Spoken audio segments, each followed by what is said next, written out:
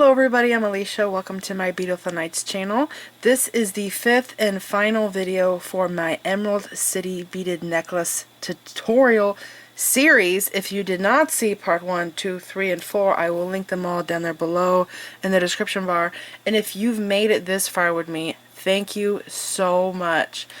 This necklace is record-breaking, okay? It's so record-breaking that it has been the only video after I've been filming since 2011, and this is the only tutorial that I have filmed that has completely filled my memory card in my video camera. And I have a pretty large memory card, and so it is actually over 6 hours of footage that I know of so far, okay?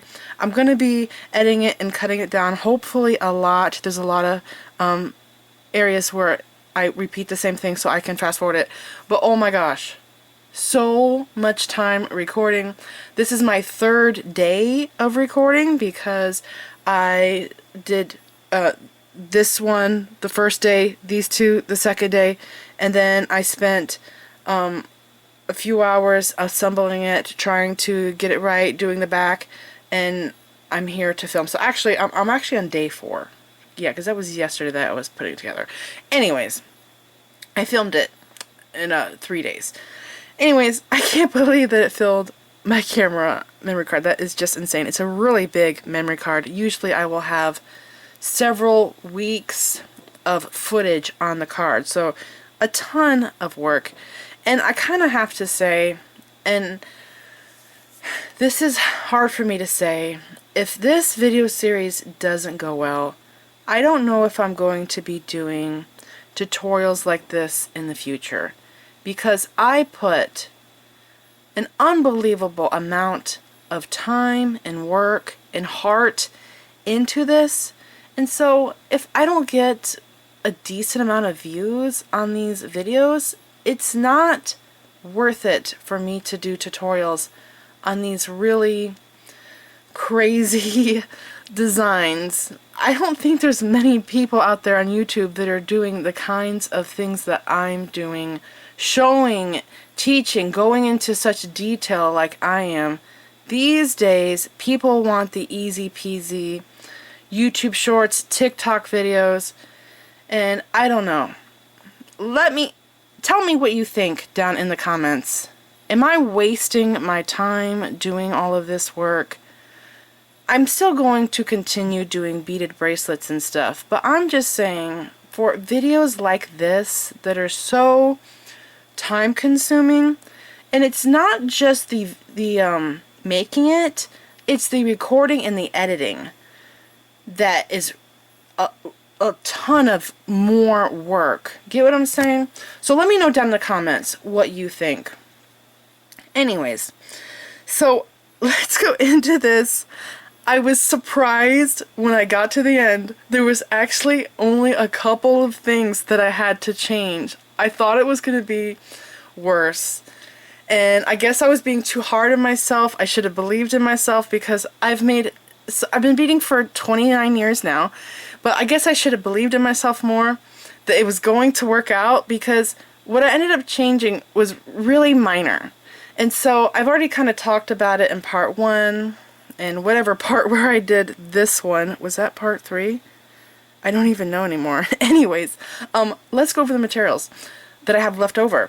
So I ended up putting beads into the back of the necklace, and I thought I was going to do chain in the beginning. And then when I got to the end, I'm like, no, I can't do chain. I have to continue on with the beads. I have to do more beads. And so for my leftovers, I'm going to go back to the back of the necklace, but for my leftovers, I actually don't have that much left over, and I was not trying to use up most of the beads. That wasn't my goal. I just wanted to make a really cool necklace. The Wizard of Oz, Emerald City, the vision, you read the story on this. And again, in case you're just watching this now, this was a subscription box, Sam's Bead Box. The December 2025 is when I got the box. The theme is Emerald City. You can still go get the subscription box. I will link it down there below in the description bar. It's a past box, but even if you're watching this several months from now, you can still go get the box. okay? Unless they sell out or something, but I don't know. We'll see what happens. But anyways, I used up most of the beads. When I started designing this, I really wanted to use these lentils. They're huge. I think they're 12mm lentils. Years back, I did a pendant that was a metal dream catcher pendant, but I used Chinese crystal lentil shaped beads to make a flower on top of it. In case you don't know about the tutorial I'm talking about, I'll put a picture now.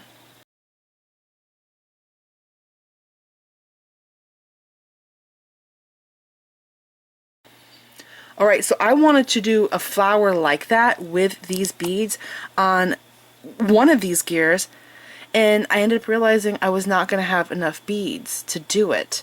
I had, for some reason, 14 gaps in this and 14 in that one, and I couldn't get it to work in that one because of how that was set up. So that was my first one, okay? And then when I started working on these, I thought I want to put these pearls. These are shell pearls. There's 3 large ones here. Yeah. And these large ones actually fit in the center of the wood. And so I thought about putting them in there and bezeling around it. And then I realized that the crystals would work. So I went with those instead, eliminating that. I never used these, but I did think about trying to bezel them. And these here, I secretly wanted to hoard these from the moment I opened up the box because I want to make, again, I've talked about this several times, I want to make another knotted rosary but with cathedral beads. If you don't know what I'm talking about, I'll put a picture up of a previous tutorial where I did knotted rosaries. I did use a kind of cathedral bead in the one red one, but it wasn't like this. I want to do one that's like this. So I'll put a picture up. Okay. And I also wanted to use these, and I did realize that because of the hot air balloons, these actually are like hot air balloons, right? Look at it upside down. It looks like a hot air balloon. And so I kind of thought, after I did this, that maybe I should have done these here. But they are bigger, so I probably would have had to done 2 of them, or maybe do 1 in the middle. But if I did that because these are bigger, I would have had to done the 6mm beads here, which would have been the malachite, and I still have leftover malachite here, so I probably could have done that. But I already, did that with there. I made my decision. And those there are leftovers. I've used those. I didn't use any of these. And these are leftovers. I've used all of those in the project. And as you know, I've tried to use these here. And I talked about that in part 1. It did not work out. And again, if you did not see that video where I talked about this, I originally had the teardrop here. And I ended up later on moving these 2 bales up higher to get the teardrop to work, but it still did not want to work. So I ended up swapping out with the 8mm Czech fire polish beads. Now, I did end up using all of the 8mm Czech fire polish beads in the emerald color. It worked out perfectly. I first had the idea to use them here, and then I realized I had to swap this out, and then I ended up using them in the back of the necklace, and I had the perfect amount of beads to do that, alright? So I did go over how I moved these loops up in the video where I did this. Hopefully I remember to edit that in. I have so much editing to do. It's the most extreme I've ever done. This is the biggest necklace I've ever made, most time consuming, most stitching, most beads that I've ever made to date.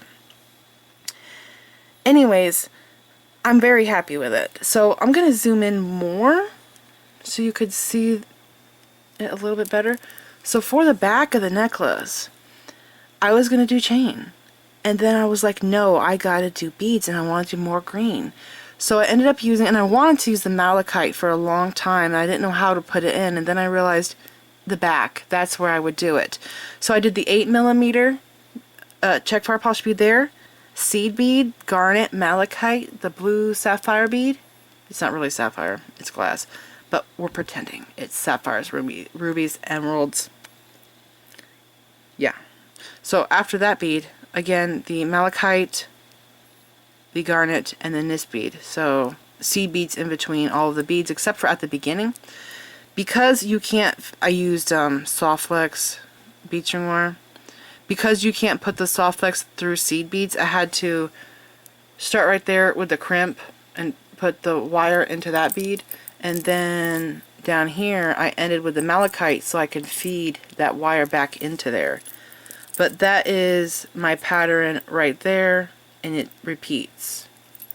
Okay, and this necklace is very short. I actually did not measure it, but I got it as short as I could get it to go where it's comfortable around my neck. And I did use jump rings here for the clasp, and I used a very large lobster. I mostly have these in my stash. I don't have the smaller ones. This is huge. What is it, like 12 millimeter? It looks okay though, I think, in this. Anyways, this is just so crazy. So I do have a picture that I took of it laying on a necklace bust. And so when I'm laying it down here, you don't really get to get the full effect of it. When it's hanging up, these have a slight drape to them, and it's very nice, especially with the hot air balloons here. I'm really surprised that these worked. I thought they probably wouldn't, but it ended up working out just right. And I also thought, when I was working on it, what I put them at, those lentils, these here, okay, I thought maybe I should put more little CB loops, like I did the loops here, as you could see, right? These little loops I did. I thought, what if I put some here and put the little lentils? Because Emerald City, I'm thinking it's flashy, colorful. It's like glimmering, right? You're looking at it, you're going to go blind because it's so sparkly.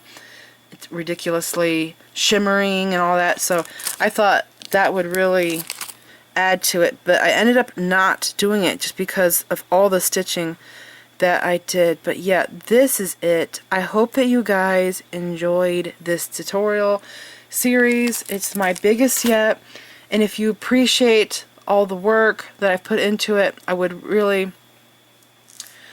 like it if you could donate towards the camera fund. So I'm still trying to get a new video camera, and the problem is I keep forgetting to ask for donations. So I'll do a video and I don't think about it to the very end, and it's because I get so excited showing you guys what I created that I don't realize it to the end. I'm like, darn it, I need a new camera. So there's a few ways to donate to the camera. And first way is through YouTube, but YouTube likes to take like 30 or 40% of it. So down here below in the corner of the video is a square. That's the full screen button. Below that is a circle with 3 dots. You can donate there. You click on the circle with 3 dots, it will expand and you'll see super thanks. But YouTube takes like 30-40% of it. So anyways, the best way to donate is through Venmo and Cash App. So down here below in the description bar, you will see Venmo and Cash App, and every single penny goes to the video camera. Alright, so this is it. I hope I didn't forget to tell you anything. I feel like I had more to say. I'm just really happy with how it turned out. It is so darn cool. It's really cool. Let me know what you think down in the comments. Thank you so much for watching, and thank you for being here through all of this.